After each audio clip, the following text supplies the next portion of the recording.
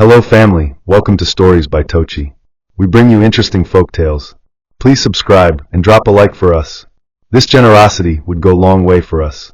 Also share to family and friends. And please turn on post notification to stay tuned for more. Thank you as you do so. Now let's get into the story. The morning in Iladara arrived without drama, the way most quiet days do. Humbly, wrapped in the soft scent of wet red earth and gentle wind that rustled tired mango trees. In this town, life walked with bare feet and spoke in whispers. Homes sat close together, not just in space but in spirit. A baby's cry 2 compounds away could stir sleep in another. And even though the sun was just beginning to stretch its light across zinc rooftops, the day was already awake. Women were sweeping their yards with the rhythmic hush of straw brooms, raising small clouds of dust that danced in the slanted beams of early light. Children raced past them barefoot, their laughter slicing through the stillness like sharp fruit. By the roadside, small stalls were opening, wooden tables under wide umbrellas, displaying dry fish, ground pepper, and baskets of garden eggs waiting to catch the sun. In this soft chaos, Cunnel walked with a stride only few men in town could carry, a confident sway that didn't ask for attention but somehow took it anyway. He was in his early 30s, built like a man who worked with his hands but thought with his head. His face was sharp, beard carefully trimmed, eyes deep and unreadable. He wore a native 2-piece, off-white, crisply ironed, clean down to the hem. As he passed, people greeted him with nods, not out of fear but from recognition. Cunnel was the kind of man Iladara noticed, whether he tried to be seen or not. His workshop stood at the edge of town, where the noise thinned and only the committed customers reached. But today, he wasn't heading there. Today was a different kind of day. Not because it came with thunder, but because it carried a silence that hummed just beneath the surface. And Cunnel, for all his outward calm, felt it. His story with Ifeoma had ended over a year ago, yet the town had never fully let it go. It had started beautifully, the way all stories do, eyes meeting over roasted plantain, hands brushing over borrowed change. Love had bloomed quickly between them, fierce and unrelenting. They were inseparable, the kind of pair that made others either envy or whisper. Ifeoma was a spark, sharp-tongued but never cruel. Her laughter could soften the mood at the evening borehole queue, and when she walked into a room, people noticed not just her face, but her presence. But fire, as Iladara knew too well, could both warm and burn. Their quarrels were as loud as their affections. Doors slamming at night, long silences stretching across days, occasional shouting matches that paused only when one of them walked out, breathing like a cornered animal. Cunnel had once described her to a friend as everything at once, sunlight and storm. Then one day she left. No note, no scene, just space where there used to be 2. Cunnel, in his typical way, didn't chase. He folded her chapter like a letter he'd never send. When people asked, he simply said, "It didn't work." But there were details buried in that sentence, unspoken truths, moments of pride, things left unsaid too long. In time, he found someone else. Amara. And unlike Ifeoma, she was soft, almost gentle to a fault. She didn't challenge his silences, she accepted them. She didn't provoke his anger, she avoided it. Where Ifeoma had lit fires, Amara built shade. Their relationship grew quietly, without noise or color, and in that quiet, Cunnel convinced himself he had found peace. Until Amara became pregnant. The pregnancy wasn't planned, but neither was it resisted. Cunnel took it as a sign, or at least he told himself so. A new beginning. A fresh leaf to write on. He began preparing the house for the child, adding a small cot near the bedroom window, fixing the leaking sink he had ignored for months.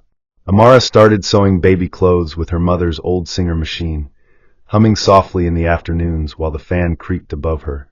And somewhere in the middle of this preparation, Cunnel decided to throw a baby shower, not just for tradition, not just because people expected it, but because he needed to declare something silently to himself. That he had moved on, that he was doing well, that the past had not left a hole, only a lesson. He told Amara about it, and she smiled, though her eyes held a question she never voiced. She was good at that, smiling through what she didn't understand. As the plans unfolded, Cunnel did something few expected. He told the caterer to make extra plates. He told his friend Deo to extend the guest list. And then casually, as if asking someone to pass salt at dinner, he said, "Invite Ifeoma too." Deo blinked at him. "Are you sure?" Cunnel shrugged. "Let her come. No bad blood. We've all moved on."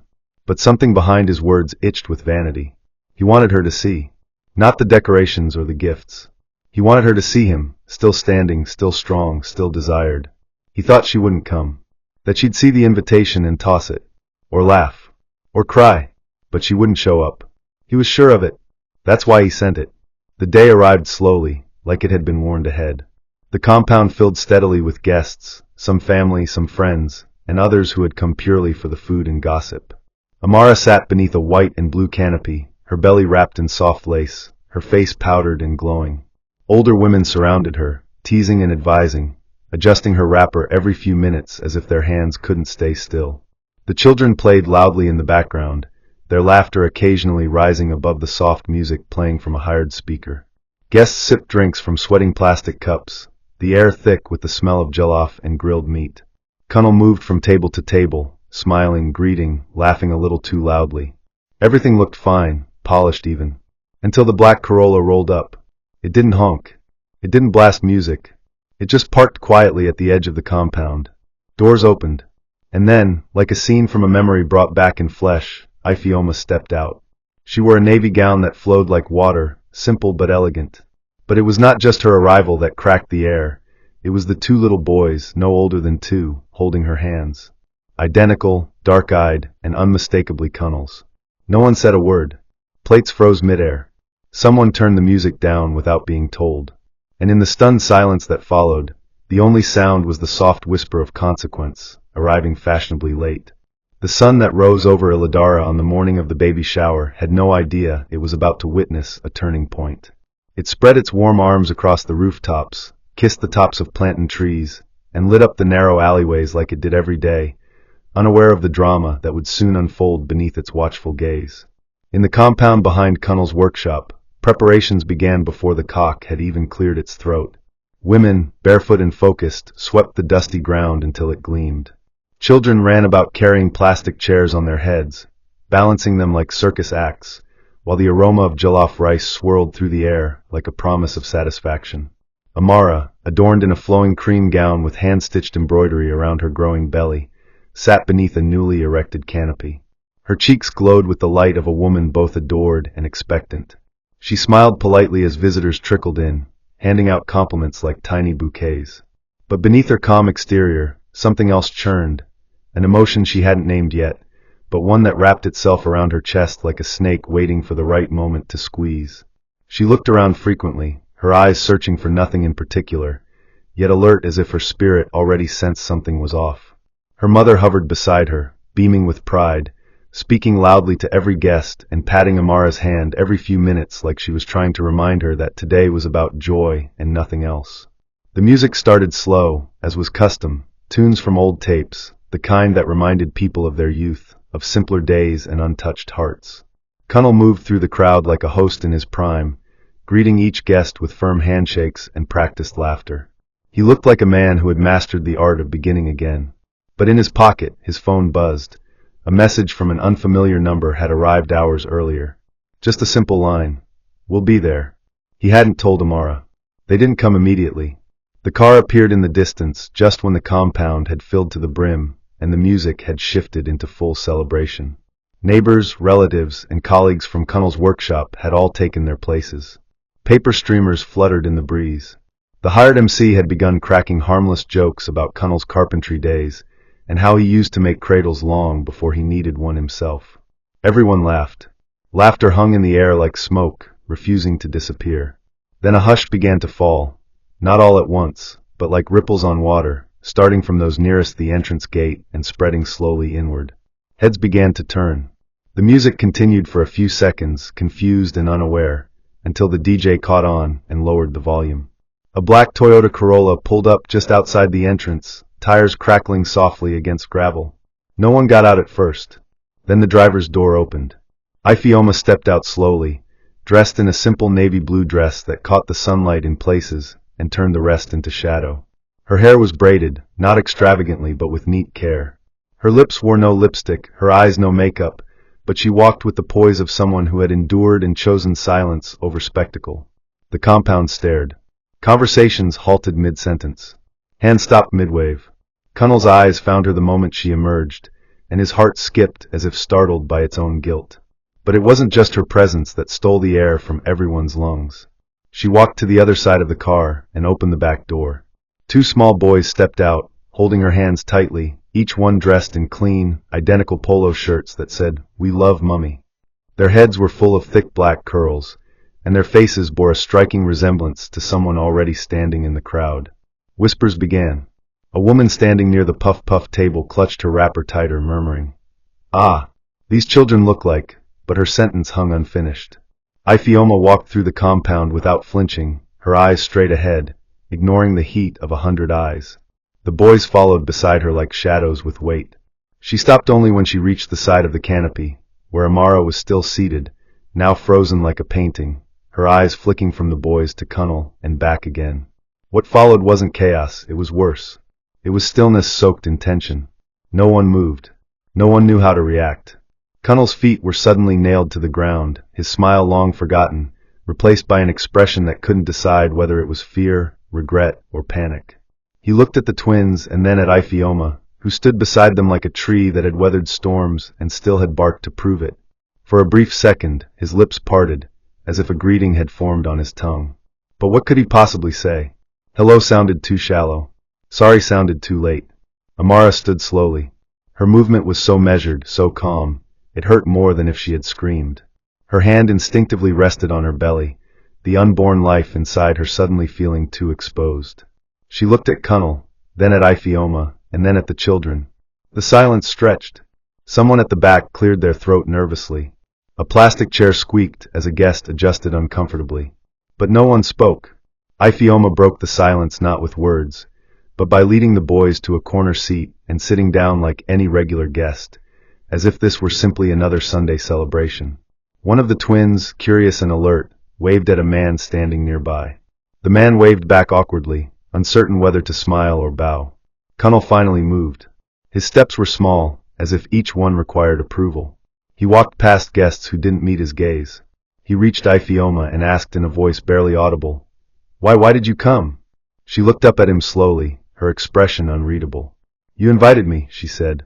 "I thought it would be rude not to come." The words were plain, but their weight was heavier than any scream. She didn't speak of the children yet.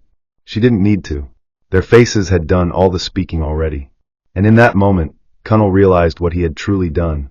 He hadn't buried the past. He had left it breathing, and now it had walked into his present holding both his hands. Cunnel retreated like a man who had seen a ghost wearing his own skin. He walked back to the center of the compound, tried to pick up where he left off, but the party had lost its rhythm. The music returned, but it no longer reached the bones. Conversations resumed, but they were shallow now, punctuated by sideways glances and whispered theories. Amara sat back down but didn't speak to anyone.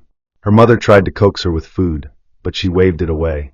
Every few minutes, her eyes wandered back to the corner where Ifeoma sat with the twins.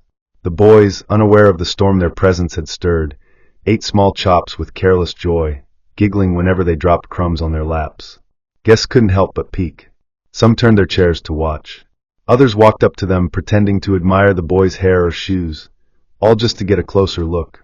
The whispers began to gather like clouds before rain. Are they really his? Why didn't he say anything? Did Amara know? The questions floated above the crowd, unanswered and persistent. Cunnel stood near the DJ stand, arms folded, watching everything collapse from a distance. He wanted to run or scream or disappear, but his pride held him rooted to the ground. He had built this day like a monument, brick by brick, and now it was crumbling under the weight of a truth he had tried to outrun. No one dared ask him anything directly. His silence was loud enough. Somewhere near the gate, two elderly women sat fanning themselves with their wrappers. One said, "These men of today, they don't just eat their cake. They eat it, hide the plate, then invite you to admire the crumbs." The other woman chuckled, but it wasn't laughter, it was recognition. And as the sun moved deeper into the afternoon, casting longer shadows across the compound, the day that was supposed to celebrate new beginnings began to feel like the revival of something long buried, but never dead. Evening fell over Iladara like a blanket soaked in unease. The sun, once golden and warm, dipped behind the crooked horizon, leaving behind a sky painted in tired shades of orange and ash. The party didn't end abruptly. It lingered like a wounded animal, too proud to admit it was dying. Guests began excusing themselves earlier than expected, clutching nylon bags filled with leftover rice and confusion. Nobody wanted to be the last to leave. Conversations turned to polite murmurs, then to silence, as the compound slowly emptied. Children who had been laughing hours earlier now stuck close to their mother's legs, sensing the shift in mood the way birds sense an oncoming storm. Cunnel remained seated at the far end, surrounded by uneaten food and abandoned plastic chairs. His once vibrant eyes were now dim, fixed on the table in front of him as though it held answers to questions he hadn't asked. Amara had gone inside long ago, her feet moving slowly, her posture too still for someone expecting life. She hadn't spoken to Cunnel since the moment Ifeoma arrived. Not a single word. The air inside the house was heavy. Her mother tried to comfort her with small talk, but Amara simply nodded at intervals, eyes far away, hands resting quietly on her stomach as if trying to protect the child from the bitterness crawling through her veins. The laughter, the music, the clinking of cups, all the celebration had drained out like a punctured drum, leaving only the echoes of what should have been a joyous occasion. Ifeoma, meanwhile, had left quietly just before dusk, without waiting for a goodbye, her fingers entwined with her son's, her back as straight as when she arrived. No drama, no farewell, just an exit as powerful as her entrance. And in that final silence, the weight of everything that had happened settled onto Cunnel like dust on forgotten furniture. Cunnel didn't sleep that night. He sat on the veranda long after the chairs were packed and the canopies folded away. His elbows rested on his knees, his fingers tapping a silent rhythm against each other, as if his body was still looking for something to do, some movement that could undo what had already been done. Crickets sang around him, unbothered by human regret. His phone lit up twice, he didn't check it. The thoughts running through his mind were like wild dogs, loud, messy, and impossible to herd. He remembered the first time he had met Ifeoma at the market, how she had argued with a seller over rotten tomatoes and walked away without buying anything. She had laughed when he told her she looked beautiful in anger, and she had called him foolish. That laugh, it had once meant everything to him, and now it haunted him. He couldn't remember the last time he had truly laughed like that with Amara. Not because she wasn't kind or gentle or warm, she was all of those things, but because with Ifeoma there had been fire. With Amara, there was stillness. He had once thought that stillness was what he needed. But now he wasn't so sure. The children, his children, though he hadn't dared say the word out loud, were proof of a choice he had made and buried. And choices don't die quietly. They come back, wearing shoes too small for their feet, and calling someone else daddy. Cunnel buried his face in his palms and sighed the way a man does when his pride has turned to ash. Somewhere in the house, a door creaked open, then closed again. He didn't look. He didn't want to see what disappointment looked like when it wore a nightgown and carried his child. The next morning brought no relief, only sunlight that dared to shine too brightly on a household still reeling. Amara prepared her own tea and drank it without sugar. Her mother had left before sunrise to avoid saying something too honest.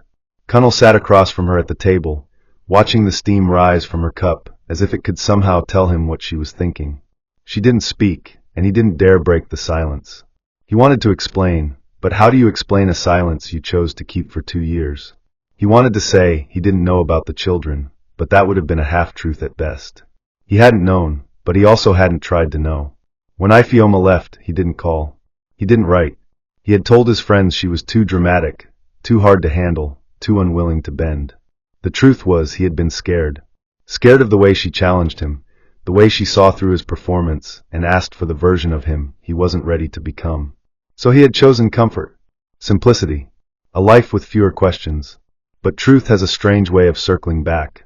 It waits, and when it returns, it does so with evidence. Amara looked up at him finally, and her voice was soft but razor-sharp. Did you ever love her? The question cut deeper than any insult. He blinked, opened his mouth, then closed it again. It's not about that, he managed. Then what is it about? She asked, setting her cup down gently. Because you didn't just invite her. You invited something else. And now it's here. Her words echoed in the kitchen like thunder trapped in a jar. He reached for her hand, but she pulled away gently, the way someone steps over broken glass, not angrily but with precision. In the days that followed, Illidara buzzed like a wounded beehive. The news spread, not like wildfire, but like oil through cloth, slow, sure, and irreversible. Nobody asked Cunnel directly. That wasn't Illidara's way. Instead, they watched him from a distance, measured his movements, read his silence. At the workshop, his apprentices worked quietly, Clients who used to sit and gist while waiting now left as soon as they picked up their orders. The greetings were fewer, the smiles more strained. He felt the shift everywhere, in the market, on the road, even at the local bar where men once hailed him with palm wine and stories. The respect had not disappeared entirely, but it had taken a step back, as if unsure whether to stay. Amara remained in the house for 3 more days, saying very little, moving like a ghost among familiar walls. Then, one morning, she packed a small bag, dressed without ceremony, and walked to the front door. Cunnel, already dressed for work, watched her from the sitting room. "Where are you going?" he asked, though he already knew. She turned, looked at him one final time, not with anger, but with quiet exhaustion. "To my mother's," she said. "I need space to think." He wanted to beg, to follow, to explain again. But something in her eyes told him that words would only insult what was already broken. And so she left. No shouting, no tears, no thrown plates. Just the sound of a door opening, then closing. As the sound faded, Cunnel stood alone in the middle of the living room, realizing that some mistakes do not announce their consequences immediately. Some simply wait for the perfect silence to bloom, and then they move in. The days that followed unfolded with the heaviness of wet laundry left too long in the sun, sour, clinging, and hard to ignore. The air around Cunnel's house was no longer just quiet. It was weighty, like silence thickened with judgment. People didn't ask questions, but their eyes did. Eyes that lingered too long, glanced too fast, or deliberately looked away. He became a man walking in his own shadow, a once-admired figure now reduced to polite nods and unspoken sentences. The space Amara left behind wasn't just physical, it hollowed out everything. Her cooking pots remained stacked in the kitchen untouched. Her slippers still leaned against the wall near the bedroom door. Cunnel found himself staring at those little things longer than necessary, like maybe if he looked hard enough, she would reappear between the folds of memory. He often sat outside in the evenings, elbows on knees, watching the sun stretch and shrink over the rooftops. People passed him by without breaking stride. Children no longer greeted him first. His phone stayed quiet. Even his apprentices noticed the shift. They moved about the workshop like mice in a broken cupboard, afraid that the slightest noise might rattle what remained of their master's fragile calm. Cunnel didn't shout anymore. He didn't joke. He hammered wood without rhythm, cut planks without measuring twice, and more than once, he stared blankly at unfinished tables as if waiting for the tools to move on their own. The past he tried to bury had returned with hands and feet and eyes too familiar to forget. And now, without Amara's soft presence to quiet his chaos, everything that remained began to echo. He tried to reach out once, unsure if it was bravery or guilt guiding his hands. He scrolled through old messages and found Ifeoma's number again, still saved under a name he hadn't changed. Ifeoma, my fire. He stared at it for nearly an hour before pressing call. The phone rang twice before it cut off. He tried again. This time it rang out fully, but went unanswered. He didn't leave a message. He wasn't even sure what he would have said. What words could contain 2 years of silence, a surprise visit, and the cold truth of fatherhood he had ignored into existence? He wondered if she had blocked him, or if she simply didn't care anymore. Either possibility stung. He thought of the twins, of the way one had smiled so freely during the baby shower, unaware of the storm his presence had stirred. He thought of the other boy who looked at him without fear, who held Ifeoma's hand so tightly it seemed like letting go would break the sky. Cunnel had avoided mirrors in recent days, but now he saw reflections everywhere, in their eyes, in their posture, in the stubborn tilt of their heads. He didn't need a test to know the truth. He carried it in his blood, and it had found its way into theirs. That night, he wrote a message. Just a few lines. No apologies. No excuses. Only, I saw them. I know. I hope they're okay. He sent it and waited like a child hoping for forgiveness in silence. No reply came. He left his phone charging beside the window and lay on the bed with his arms folded beneath his head, his chest heavy with memories he once thought had expired.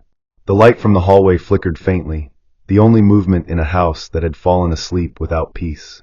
While Iladara gossiped and Cunnel brooded, Ifeoma sat in Arawa with her sons beside her, braiding her niece's hair beneath a mango tree. The boys played with wooden trucks made from old sardine tins and plastic bottle caps. Their laughter spilled into the courtyard like cold water on hot stones, refreshing, unbothered. Ifeoma's aunt, Mama Tolu, watched from her chair, nodding as if the sound alone was medicine. Arawa wasn't Iladara. It didn't carry the same eyes. People here knew Ifioma only as the quiet seamstress who made good clothes and kept her boys well-fed and well-mannered. They didn't know who the father was, and most didn't ask. If they guessed, they kept it to themselves. She liked it that way. She had found a rhythm here, a pattern to her days that didn't require remembering or regretting. But after the baby shower, something had changed. It wasn't regret. She didn't feel sorry for going. It wasn't revenge either. What she felt was a quiet satisfaction that the truth had finally stood on its own legs. She hadn't gone to shame Cunnel. She hadn't wanted pity. She just wanted the silence to end, once and for all. When she received his message, she read it twice before locking her phone. She didn't reply. Not out of spite, but because the message wasn't for her, it was for his own soul. And some messages, she believed, deserved to be left unread in the heart, not returned in words. That night, she sat on her bamboo mat, listening to the boys breathe beside her. Her eyes were open. Her thoughts, however, were elsewhere, on what it meant to be a mother raising sons with a father who hadn't yet arrived in his own truth. She hoped Cunnel would step up, but she didn't wait for him to do so. Hope was not a plan. She had learned that the hard way. Back in Iladara, Amara's absence became a presence of its own. Her mother visited once to collect her remaining clothes, offering no greeting beyond a stiff nod. Cunnel wanted to ask about the baby, if it was moving, if it kicked at night, if it turned its head when she sang. But the questions stayed locked in his throat like guests without invitation. He now walked through the town with caution, shoulders slightly hunched, as though each step required negotiation with memory. He passed the place where he and Amara once bought roasted corn from a roadside woman, and his chest tightened. He avoided the narrow path near the stream, the one Ifioma had once dragged him through after a playful fight during their courtship. Everything around him had a history now. Nothing was just what it was anymore. Even his carpentry shop felt different. The sawdust smelled like guilt. The hammers rang out like confessions. And the tables he built now looked like apologies in disguise, sturdy, beautiful, but empty of real comfort. He worked longer hours, sometimes staying until the sky turned deep blue and bats began to flutter.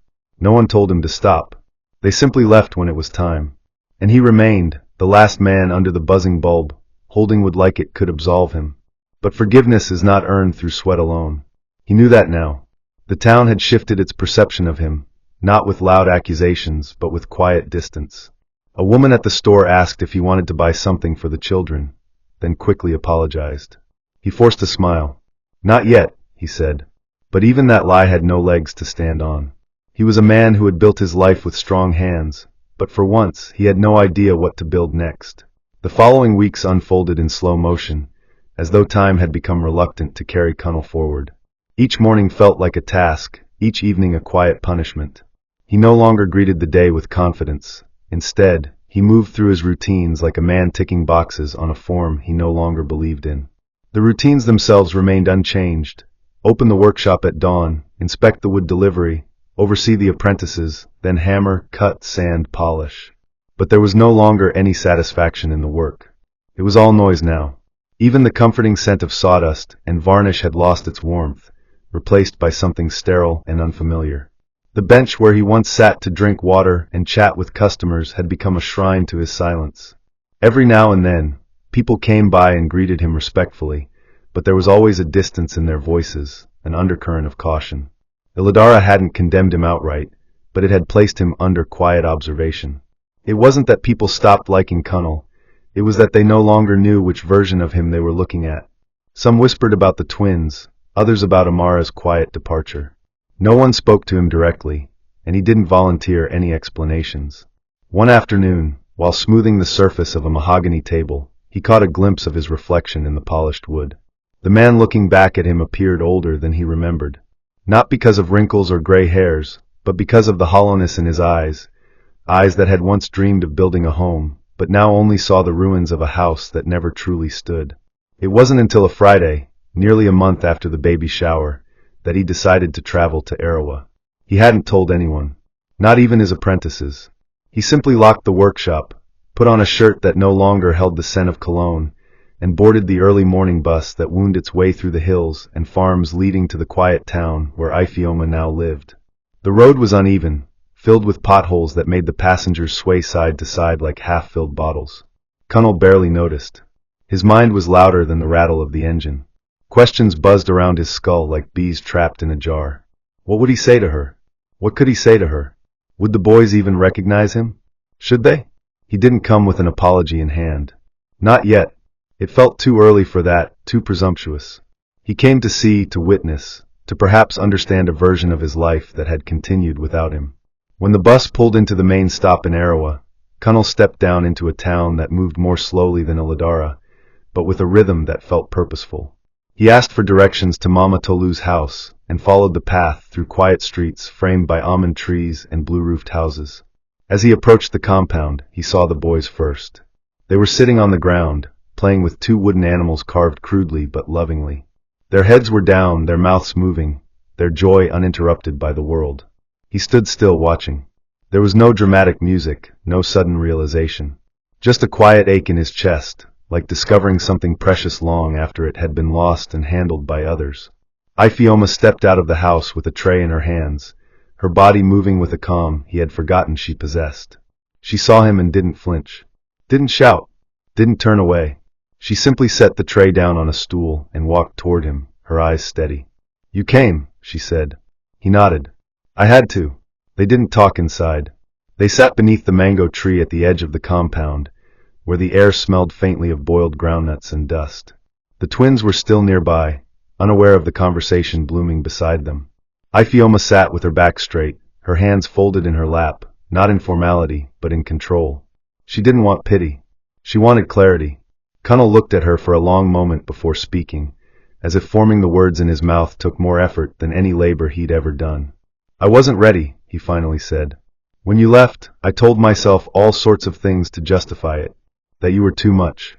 That you didn't listen. But really, I was just afraid of becoming the man you expected me to be." Ifeoma didn't respond immediately. She looked out into the distance where the boys were now chasing each other, their laughter drifting like music on a breeze. "I didn't expect you to be perfect," she said softly. "I just wanted honesty. I wanted presence." He swallowed hard. "I failed at both." She nodded once, not out of agreement, but acknowledgement. "You did." There was no venom in her tone, no sharp edges. Just fact. He reached into his pocket and pulled out a small carved toy, a bird with a broken wing he had made for the twins. It was crude, not nearly as polished as the furniture he sold, but it carried something rare, intention. "I don't expect anything," he said. I want to be part of their story, if there's still room." She looked at the toy, then at him. Her eyes didn't soften, but they didn't harden either. "You're not owed space, Kunnal. You make it, and you hold it gently." The sun shifted, casting long shadows beneath the tree. The boys ran past, still laughing, and Kunnal closed his eyes briefly as their voices passed over him like wind through dry leaves. Later that evening, as the sky turned purple and the first stars blinked awake, Kunnal prepared to leave. He hadn't expected closure, only clarity. Ifeoma offered him a plate of food to take along, and he accepted it with quiet gratitude. The boys had been told his name, but not the story behind it. They waved as he left, their hands small but filled with light. As he walked back toward the bus station, he felt something he hadn't in weeks, not joy, not relief, but direction. Not every road needed to be rebuilt. Some simply had to be walked slowly, with bare feet and open eyes. That night, as the bus rattled him back toward Uladara, he sat with the wrapped food on his lap and the carved bird in his hand. He had no plan, only a willingness to do more than he had done before. In Uladara, the streets were quiet when he returned. His workshop stood still, bathed in moonlight. He didn't open it. Not yet. Instead, he sat on the front step and looked at the stars. Somewhere not far away, Amara slept in her father's house, her child kicking beneath her ribs. Somewhere further, Ifeoma tucked the twins in and folded their socks. Life had moved without him, but not away from him. And in that stillness, Kunnal realized something he had never said aloud, not even to himself, that becoming a man wasn't in what you built for others to admire, but in how you faced what you had broken when no one was clapping. And so he sat in the moonlight, no longer running, no longer pretending, ready at last to begin where endings had left him. Morning returned to Uladara with the same indifference it always carried, as if the sun itself refused to remember yesterday's heaviness. The town went on with its rhythm, buckets thudded into wells, traders opened their stalls with tired yawns, and roosters made noise like they were paid to do it. But for Kunnal, that morning felt different. He had not slept much, but he hadn't tossed or turned either. His mind had grown quieter after the trip to Arawa, not because all his questions were answered, but because he had finally asked them aloud. There was something freeing about facing what you once ran from, even when no forgiveness is guaranteed. He stepped out of his room and stood on his front porch, staring at the unpainted wall across the street. A child ran past holding a school bag too big for his back, while a woman shouted instructions from behind a zinc fence. These small things, the movements of others, began to matter to Kunnel again. He hadn't seen Amara since the day she walked away, and though her presence no longer filled his house, her absence still carved shapes in his days. He had considered sending someone to speak on his behalf, an elder perhaps, or even her mother, but something in him insisted he go himself when the time was right. That time hadn't arrived yet. Not because he feared rejection, but because he didn't want to go to her still half-shaped. For the first time in years, he wanted to grow inward before reaching outward. He had made peace with Iphioma, not through resolution, but by showing up, by no longer hiding behind silence and pride. It was now Amara who lingered in his thoughts, her quiet strength, the way she never raised her voice even when disappointment dripped from her like a leaking roof. He knew she didn't leave out of anger. She left to protect what remained of her dignity, and in doing so, gave him space to confront his own emptiness. He went about his work more deliberately now. Not faster, not with flair, but with care, as though each plank was a conversation he owed someone. People still looked at him differently, but he no longer shrank beneath their gazes. Let them see. Let them wonder. He wasn't trying to rewrite the story people told in hushed voices near market stalls. He was trying to live beyond it. One afternoon, while he was carving the frame of a window, an elderly woman named Mama Ikin approached the shop with slow, confident steps. She was known for saying what others swallowed. She stood watching him for a while before she spoke. "I hear you went to Arawa." He paused, then nodded. "Good," she said. "At least you now know what you couldn't face before." Her words weren't laced with judgment, only observation. She sat on a wooden stool near the door and sighed. "The truth is like pepper. It stings when it touches your eye, but if you keep blinking, eventually, you'll see clearly." They sat in silence for a while, interrupted only by the sound of distant goats and the rhythmic scrape of Kunnel's chisel. When she stood to leave, she placed a small nylon bag on his table. "It's soup," she said. "You look like someone who forgot how to eat properly." He thanked her with a half-smile, the kind that didn't fully bloom, but meant more than empty gratitude. Later that day, as he swept the floor of his workshop, he found one of the small carvings he had once made for the twins. It had fallen behind a pile of unused wood. He picked it up, dusted it gently, and placed it on a shelf beside his work apron. He didn't cry, but something in his chest softened. He understood now that healing didn't come as one big moment. It came in small pieces, like drops of rain seeping through cracked ground, slow, steady, and eventually enough to make something grow. Amara's return wasn't marked by grand declarations or the beating of drums. It was subtle, almost like the way she used to enter a room, without effort, without need for announcement. One morning, Kunnel heard a knock on the gate. When he opened it, he saw her standing there with a bag in one hand and a look on her face that was neither cold nor warm. It was balanced, like someone who had spent weeks putting weights on either side of her heart and was finally ready to walk forward without tipping over. Her stomach had grown, full and round, stretching the fabric of her gown like a quiet drumbeat of life. They didn't hug. They didn't speak for the first few seconds. They just stood there, letting the presence of the other settle like dust in sunlight. "I only came to pick up my sewing machine," she said. "It's in the back room." He nodded and stepped aside. She walked past him into the house, her footsteps light but decisive. When she returned with the machine, he followed her to the gate. "Amara," he said. She paused but didn't turn.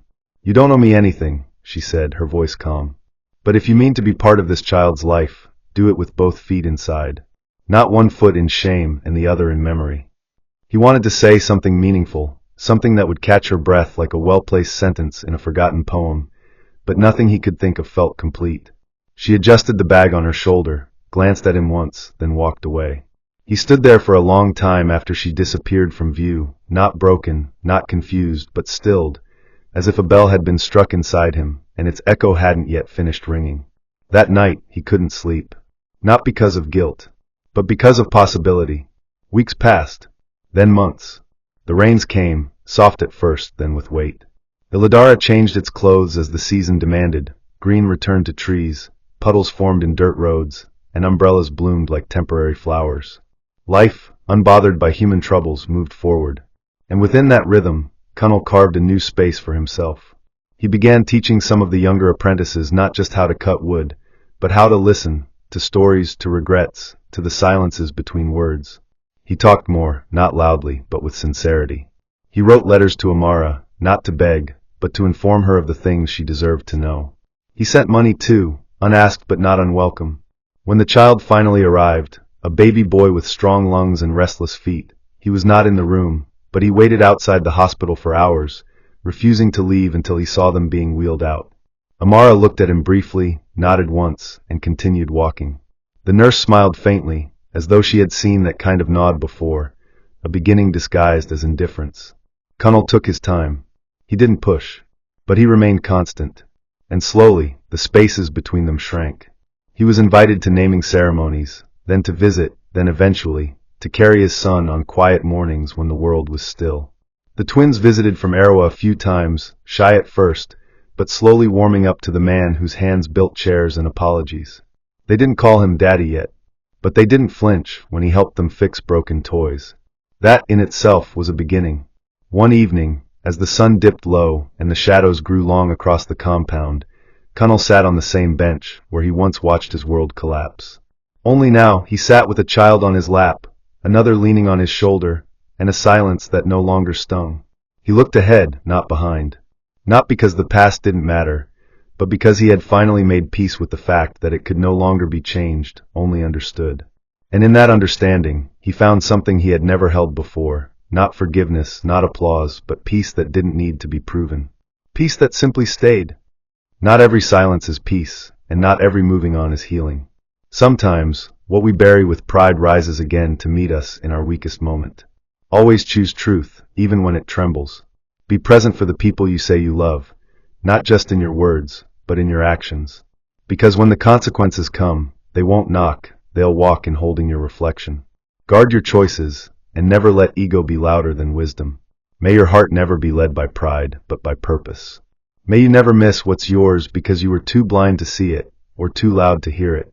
May your relationships carry truth, not secrets, love, not conditions, presence, not absence.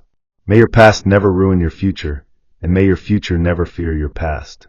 May healing find you even in broken places, and may peace settle where confusion once lived. If you've made mistakes, may grace cover you. If you're waiting on answers, may clarity find you. And when your time to rise comes, may you rise whole, not half. Amen. Hope you enjoyed this interesting story.